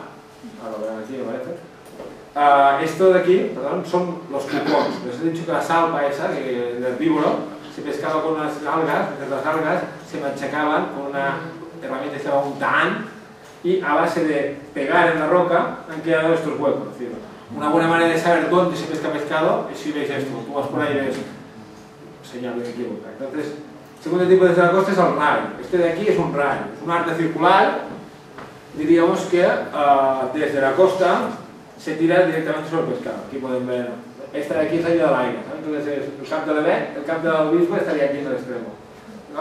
Entonces, esta red así, uno se acerca y sirve también para capturar salpas. Esta pesca tiene una particularidad y es que los pescadores de ray, la salpa, diríamos, sale, aquí lo verán, sale, busca este trozo. ¿Ven? Aquí hay, la mar está baja, en Menorquín se llama seca, aquí no tenemos mareas de juguete, baja un poco y ya está. Entonces, cuando está baja el río ya seca y cuando está arriba el río ya plena. Entonces, cuando el mar está arriba, la salpa se pone aquí encima y se pone en posición vertical y se come las hierbas, ¿no? Entonces, y los pescadores de ray aprovechan para tirar la red encima. Entonces, a este trozo de aquí que ven, que el genérico es barbada, los pescadores de ray les llaman específicamente platja. Para ellos una platja es esto de aquí. Es otro caso de especialización. Así tenemos, por ejemplo, les platges grans, la platja de Sombrívol, donde pega el sol, o la platja de Grange. Grange es una palabra también de etimología extraña que designa como rocas fuertes. Es decir, he calat dins els Grange, en la roca. Y en este caso es una playa que tiene como 4 o 5 puntos que salen de los Grange. Bueno, cambiamos de perspectiva y entonces nos ponemos ya en la barca, muy poco rápido porque no me un poco. Entonces, el hecho de ir en barca tiene una diferencia, cambia la perspectiva. La costa vista desde el suelo a vista desde el mar cambia. Entonces tenemos dualidades de nombres. La gente del mar, a la gente de tierra les llama allá terratanos, como si no los de tierra. Entonces, los de la izquierda son los nombres de terratanos, como diciendo, esos mortales que se mueven en la tierra, mientras que ellos, los hijos de los dioses que navegan, generan estos nombres. Por ejemplo, Negirada, esa roca dreta, la pueden ver aquí, a continuación. Esta de aquí, que es una roca que realmente parece que está así, para unos es Negirada y para otros es esa roca dreta. Son canarocos, perdón. Els illots, también cerca de donde les enseñaba y donde les enseñaba Malfrach, els illots, y esto lo veremos, se cigoña, después si tenemos tiempo veremos por qué se cigoña. Y el soldat, que es como un islote, un calcurt, porque visto desde lejos, el islote que es bajo tiene continuidad con la costa y parece que sea una persona sin cuello. ¿Bueno? Esta es la metáfora. La gente de tierra, el soldat, porque se murió, ¿sí? Entonces, aparte de esta denominación, entramos en la parte esta más que también con esos Elois, los pescadores desde la barca teníamos, diríamos, esos sitios, los talasonios estrictos, sitios debajo del mar, ¿no? Los talasonios que localizan con las señas, ¿no? Las marcas aquí por triangulación, ¿no? Lo conocen todos, la triangulación, dos infilaciones por la derecha, dos infilaciones por la izquierda, por la derecha, y mi posición localizan, diríamos, sin GPS y nada. Originalmente también ha habido un cambio. Los pescadores originales, bueno, los antiguos, esta generación que les he dicho que está muerta, eran muy respetuosos. Ellos calaban, los de redes solían calar lo que llamaban un tom, es decir, un conjunto de redes. El volumen que calaban suelen ser unas 10 redes de 100 metros, de 1 kilómetro, pero con una precisión matemática. Con el cambio también, pues ahora los toms son de 2 kilómetros, etc. Entonces, algunos de las caladas, de poner las redes en un sitio, tenían un nombre específico, como se costa de ser Sivineta. Es decir, por ejemplo, cuando recogíamos el trozo de costa, que está cerca así del aire también, la gente de tierra daba los dos nombres, ses platges grans, platges porque les he explicado del Ran, y se costa de ser Sivineta. Entonces, uno de los pescadores de barca dijo, no, perdón, se costa de ser Sivineta es el nombre específico de la calada de redes que se hacía allí. Lo que por lo que sea, los de tierra también lo conocen. És a dir, decía, en aquell temps, si no agafes peix a la costa de Sivineta, no agafes un maret de calar. Estos mismos pescadores de redes, en la costa sur de Menorca, a partir de la Villa de l'Aire, a partir de aquí, el norte, diríamos, tiene una configuración geográfica complicada, pero a partir de aquí, diríamos, el fondo es más blando, no hay rocadura, y a una cierta distancia de la costa, digamos que la costa empieza con un pequeño trozo de rocas, después se tendría alga, la Posidonia oceánica, que es lo que ellos llaman alga viva, y después corta con la arena, y ya empieza el fondo de arena y después se cae hacia las profundidades. Entonces, la línea de confluencia entre el alga y la arena, ellos la llaman stay, el corte. Stay para ellos, y el corte, curiosamente, sigue el relevo de la costa. Es decir, si la costa se va para adentro, la línea de tall sigue la costa. Los pescadores antiguos tenían localizado por señas todo el recorrido de aquí hasta aquí, este recorrido. Entonces tenían, para no repetir, sistematizadas trozos de 1 kilómetro. A partir de enfilaciones, localizaban, por ejemplo, este trozo de aquí, la primera calada que se hacía aquí delante, que era aproximadamente 1 kilómetro, le llamaban esmular. Y quiere ser mular como delfín, con una, diríamos, como pasar de pilar, pilarí, una lejanía extraña. Este trozo de aquí es de Bambi y Encolla. Normalmente son los nombres, diríamos, de delante de... Y el conocimiento de las señas es tan bueno que las redes se calaban siempre a contracorriente, porque la red estoy hablando de red de trasmayo, ¿no? ¿Saben? Una red intermedia con 2 redes exteriores y que al quedar en el mar, pues la altura de red es mayor que la altura con que queda al fondo. Es decir, como la limitación de altura del desbordimiento de las cuerdas es menor que la altura que tiene la red interior, con lo cual hace como bolsas y cuelga, o sea, la red más estrecha cuelga en bolsas de la red grande, y es cuando el pescado, porque si fuera tenso y completamente, el pescado rebotaría. Para evitar que quede tenso, calaban a contracorriente, de manera que el arte quedaba siempre más suave en el mar. Entonces, eran capaces por las señas de empezar desde aquí o desde aquí. ¿De acuerdo? Sí, ahora acabo. Después,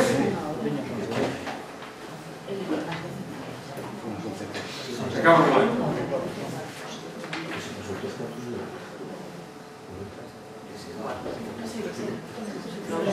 Un momento. Después, los fondos rocosos se ha... Un momento, ya está. Entonces, aparte de este fondo, diríamos, total, hay otro fondo que es la roca, lo que llamamos fortes, fondos de roca, rocas aisladas en medio de la arena, del plan, donde se concentraban peces, ¿no? Y es el genérico fort, el fortet, el fort d'en Pau, la roca del Caufà, y uno final, que es quizá el más divertido, que es el placer de sus viudas, ¿verdad? Placer, que parece el castellanismo, se conserva en catalán con el sentido de lugar con abundancia de pescado. Es muy extraño y en Menorca se conserva así. Entonces, a partir de este topónimo, se plantea, ¿no?, la diferencia entre la etimología y la etiología. Es decir, en estos momentos, nuestra recogida prioriza la recogida porque los informadores se mueren. La etimología queda para después el estudio de dónde viene. Pero en algunos casos, como este, lo que es interesante es saber la etiología, es decir, el motivo. ¿Entiendes? La diferencia entre etimología, aquí la etimología es clara: placer, lugar de pescado, y viuda, mujer sin marido. El topónimo es transparente. En cambio, lo que falta es la etiología. ¿Por qué? ¿No? Entonces, claro, no lo sabemos seguro, pero el placer de las viudas, diríamos que es una pesca situada bastante lejos de la costa y, sin saberlo, pasan dos cosas. O alguien cogía pescado para complacer a una viuda, o quien iba a ir, no volviera. A placer. Finalmente, otros sistemas, y acabamos con esto, se trata de recoger los diferentes pescadores para ver los genéricos específicos de cada uno. Por esto me extiendo un poco, lo que explicaba, con vista sobre todo a la especialización. Entonces, el bow al sugament, las típicas barcas de arrastre, tampoco no, como esta de aquí, la oficina. Estos también generan unos topónimos tipo Sarreig de Viñancolla, por donde pasan. Es curioso también porque los arrastreros dicen que ellos contribuyen a generar vida marina, que por ahí donde pasan esto no vuelve a crecer. Eso dijo el señor que yo entrevisté, pero vamos. También es interesante en Menorca, cuando llegaron las barcas de arrastre, biólogos catalanes fueron a Menorca a enseñarles a pescar gambas. No se pescaban. Que al principio, bueno, había gambas pues, para cubrir la isla, no se vendían, no tenían salida. La gente no tenía mercado y lo compraban como las pipas. Otra palabra interesante que les decía de la pobre chica de Madrid es la palabra bol, ¿no? Esta palabra bol es, que si no está un poco con esta... Un bol consiste, diríamos, en... Un bol consiste fundamentalmente en cerrar, por ejemplo, los bols se hacen con redes. Por ejemplo, aquí hay una calita preciosa que se acaba de San Llorenç. Entonces, ven, aquí hay una cala, ven que todo el fondo blanco es digamos, arena y el fondo negro es agua, ¿no? Entonces, el bol se hace para capturar un pescado que se llama la herrera, que es la herrera es este de aquí. Bueno, la herrera, el Lithognathus morbirus, es lo científico. Entonces, a partir de Santa Catalina, el 25 de noviembre, son activos. Entonces, se espera a los grandes temporales, y con un gran temporal, toda esta alga de aquí que se muere queda con suspensión y ellos buscan alimento. Entonces, un bol consiste en cerrar con la red de un lado a otro una cala, entonces se vuelve al interior y desde el interior se va hacia el exterior haciendo ruido con los remos, con el motor, y el pescado, digamos, entra en la red. Esto es un bol. En un día se hacían 4 o 5. Ahí es bol aquest, aquí se hacían en esta zona, por ejemplo, los bols. Aquí había el bol de Sacaleta, este de aquí era el bol de ses casotas, porque no sé si lo ven, que aquí hay como unas rayas. Aquí hay una circa paleocristiana y se decía que esto podía ser un poblado sumergido. Son líneas, digamos, de salida de agua. Entonces, aquí hay unas rocas también muy divertidas donde se hacían otro bol, estas de aquí, que estas se llaman el purgatorio. Si alguien no tengo nada. Entonces, estos bols que también hay que conocer generan estos nombres. Los bols mabras, el mabre es el que han visto, el Lithognathus, etc. Y es un topónimo básicamente en regresión. Muchos de los que quedan documentados ya no se quedan, se hace muy poco. Y finalmente el Pulich era un tipo de arte también de... Hay una fotografía antigua que consistía un poco en lo mismo. Desde la costa o con una embarcación se empezaba con una cuerda, un diván. Imagínense que ustedes son una bola de pescado. Entonces, desde un extremo se largaba cuerda, se rodeaba toda la bola de pescado, se cerraba con otra cuerda y poco a poco se iba tirando desde los dos lados de la cuerda hasta un punto central llamado chugador, el secador, y en ese punto central pues se recogía el pescado, ¿no? Entonces, en el puerto de Mahón hay hasta 70 bols, 70 nombres recogidos en este acto. Y también lo que más es que ya no se practica. Y finalmente, para acabar, si no extiendo más, el tercer tipo, hemos visto pescadores de caña, pescadores de barca, y quedan, diríamos, en lo que decía de los países de las fincas, que a veces, diríamos, tienen un lado toponimia propia. Es decir, en esta finca que llegaba al mar está este elemento, este elemento de aquí que ven, que esto de aquí es el llamado esclat de su señora, como si fuera la propiedad de la finca que llega al mar. Y como siempre, como la igualdad ha sido la tónica dominante, esto sale al mar y los hombres, que eran los valientes, nadaban en el mar, y como las mujeres no se podía ser, se les construía, si ven ahí unos escalones aquí, entonces las mujeres nadaban dentro del bañé, se le llama un bañé, como baño, y este en concreto es esclat de su señora, que es un nombre que solo conoce, diríamos, el payés, porque se ve que la propietaria de la finca, la señora cuando venía, iba a bañarse aquí. ¿Verdad? Entonces es interesante recoger también de estos países la toponimia marítima, porque nos ayuda. Otro específico, esclat de sus cigalas, un agujero que llegaba al mar en la costa donde pescaban cigalas, o la Miranda, una de las fincas, llega al mar, hace como unos bancos, unos 60 y tiene una vista privilegiada, que son nombres que solo reportan, diríamos, los... Y finalmente, y ahora es para acabar, ya no uno, sino los tres tipos en general. Es interesante esta especialización porque solo con ellos podemos solucionar los problemas. Miren, en una zona de Menorca, esta de aquí, de Favarich, que se llama,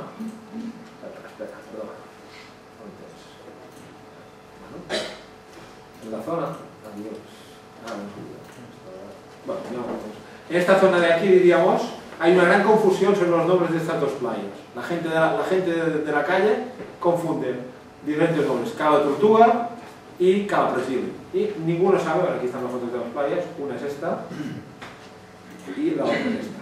¿Sabes? Entonces hay una gran confusión.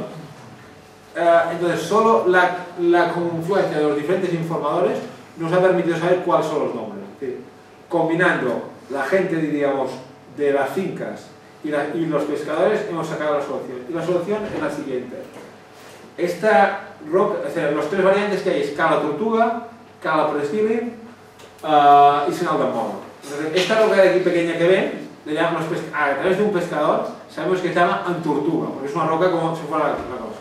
¿De acuerdo? Entonces, otro país nos dijo que toda la ensenada, toda esta aquí, es lo que sería Cala Antortuga, que es lo que la gente aplica a una de las dos playas.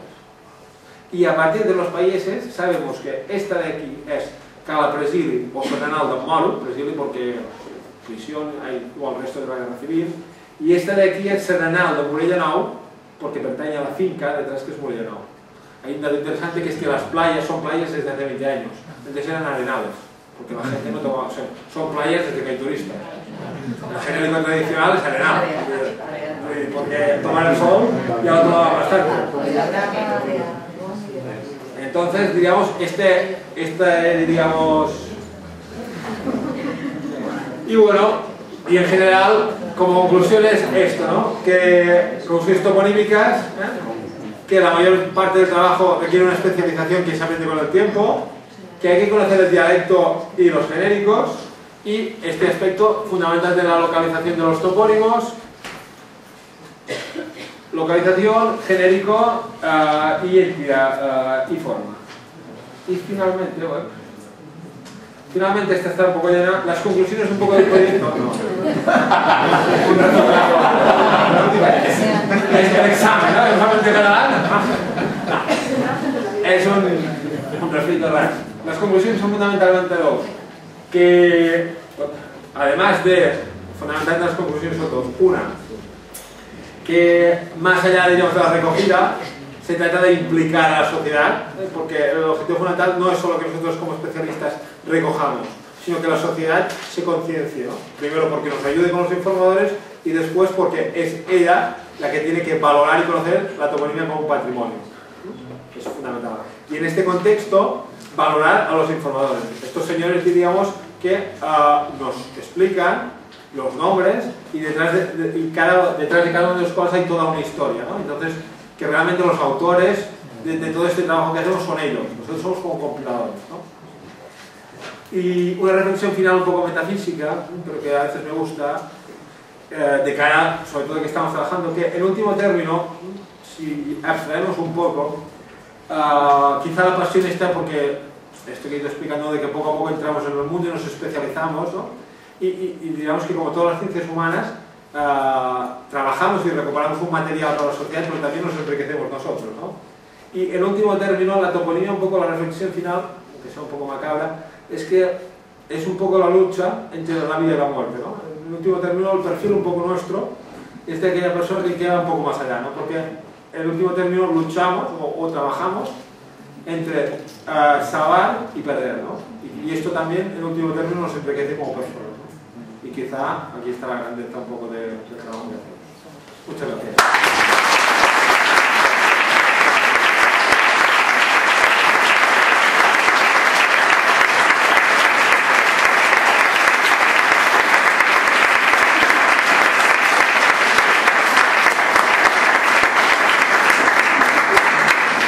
Bueno, después de esta breve charla, si hay alguna pregunta. Sí. Yo tenía dos preguntas, pero creo que no ha servido, solo voy a hacer la primera. Es sobre talassemia dinámica. ¿La palabra risaga se refiere exclusivamente al fenómeno del puerto de Mahón o es la condición del mar en general que tiene esa expresión especial en Mahón? Risaga es el hecho de que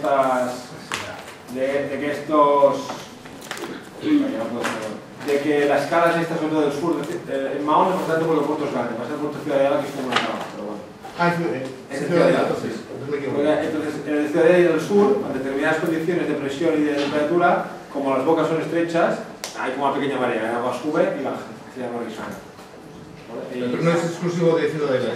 No, el puerto donde causa es más conocido porque es donde causa, porque es donde hay, porque el resto de calas la gente no tiene fonteado todo el año. Entonces cuando de golpe pasa, claro, imagínate como si pasara aquí de golpe, ¿sabes? En un puerto lleno de barca, pues claro, si bajan 2 metros de golpe.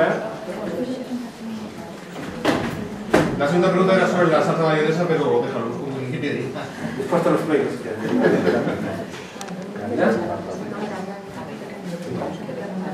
Bueno, como facemos co horario, porque... Sí, un